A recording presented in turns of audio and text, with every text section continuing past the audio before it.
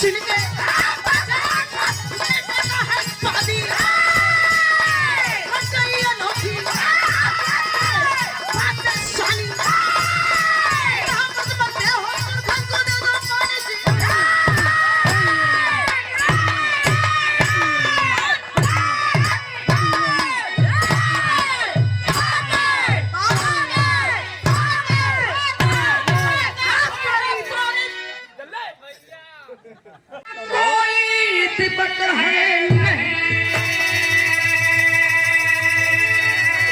जिसकी छोटी कले कुल का उद्धार है।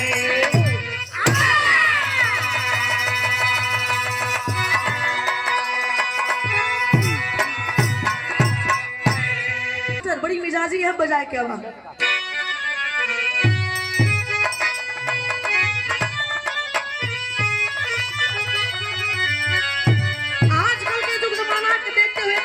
लिखा के परल का लिखत हो कोनो कौवाला अपने कौवाल से कहलस। अरे बारे कौवाला कबोला खजुवाला का हो नहीं अब रोज खजुवाला की का कहलस ओ हो कि लड़के हैं हो लड़के हैं मोहल्ले के शैतान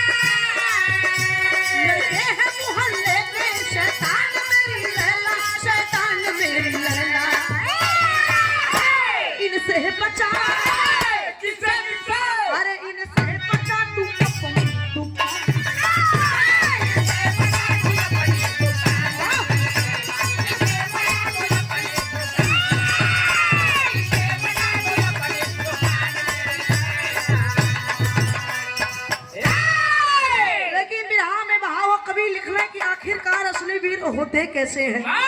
असली वीरों की पहचान होती क्या है? क्या लिखते हैं मास्टर? हो रोशन है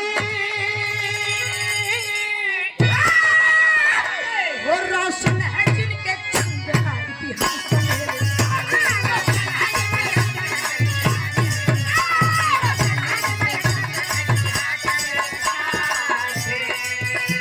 रोशन है जिनके चंद का इतिहास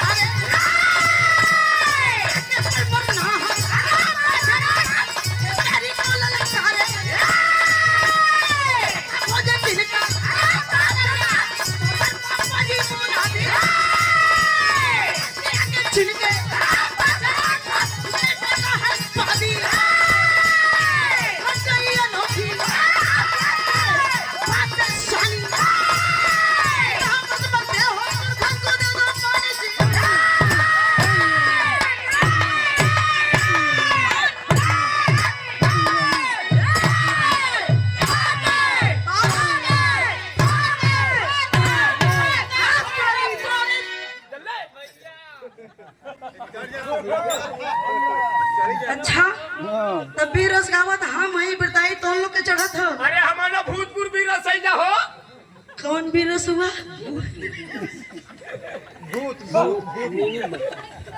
गया से कबर क्या वही का पीड़ा के मारत हुआ? यही के मुगल चाप पीटा था कबर का मोल चाम पीटा था। हाँ अगर तुम्हें इतना कष्ट हो हाँ। एक दिन जियत दे के देखला। बजावे तोहार नहीं दूसर अच्छा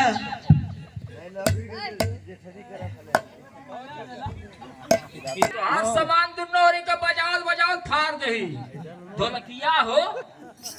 अरे तो ऐसे कहा अरे बड़ा महंगा हो गया पढ़वाई। जब फाड़ दिए तब हाँ तो बगल वाले से काम चलावल जाई। और ये 200 रुपया पुरस्कार विकास सिंह छोटे प्रधान जी के सम्मान में बहुत बहुत प्रणाम। अच्छा आप न फरे नहीं मन का चांग पतील है। ए भैया कहानी पर ध्यान रहे। सबके पटक के संगिया निगोटा कान्हे पटक में चल देला घरे। इतना कुल पटकात रहला कला रे इया वाला अब पटक के चल जाला। एक छोड़ा वीर लोरिक सवरू एक दिन आइल हुआ 2 दिन आइल हुआ 3 दिन आइल हुआ धीरे धीरे हफ्ता दिन का दिन बीत गई। हाँ 8वां दिन अखाड़े में आइल हुआ जंगिया निगोटा कसले हुआ। आज इतनी लड़वैया हुआ सबके फिर से पटक के घरे चले के तैयारी करत हुआ। जितना कुल पटकात रहला रोज कला अच्छा एक रोज के नौटंकी हो गई। ऐसे मानी ना जितना कुल पटकात रहला बीच रास्ता में एक घेर के वीर लोरिक सवरू के देखा ताना मार दे। ताना का मरला कि आई लोरिक अरे बड़ा का वीर बनेला अरे ताना बड़ा वीर होगा। तो ए लोरिक आई अखाड़ा में का जोर अजमावला।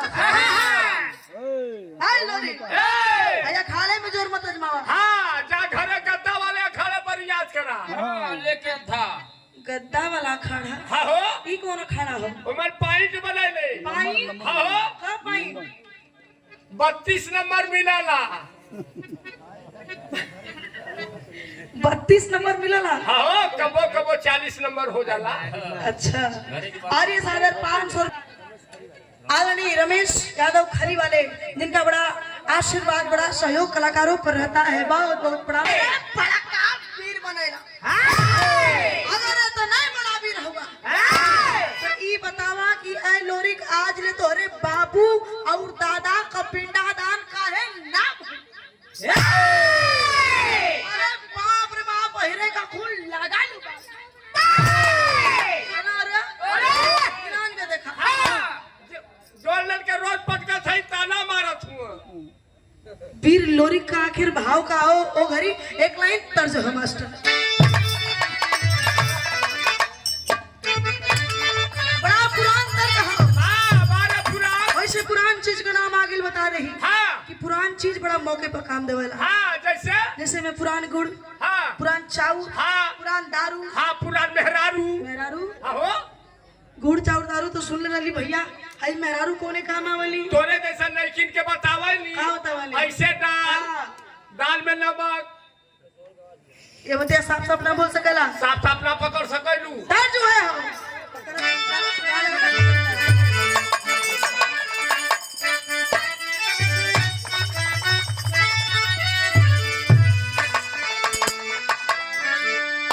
अच्छा रुका आवा कि हरि मोरे कुंवरा कन्हैया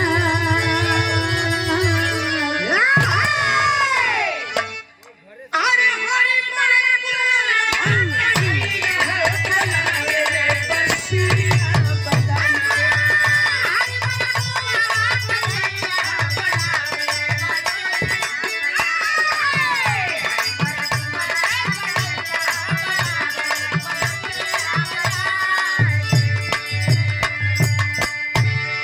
लेकिन वीर लोरिक भैया अखिलेश भैया तनी से बैठा 5 मिनट फिर हवा हो जाए। इस सुता के हाँ उड़ के सुता जा। जीत तो मेहरारू सुतई नहीं आओ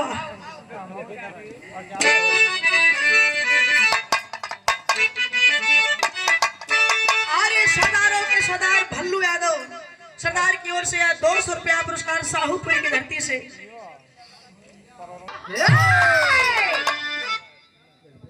पिताजी बोल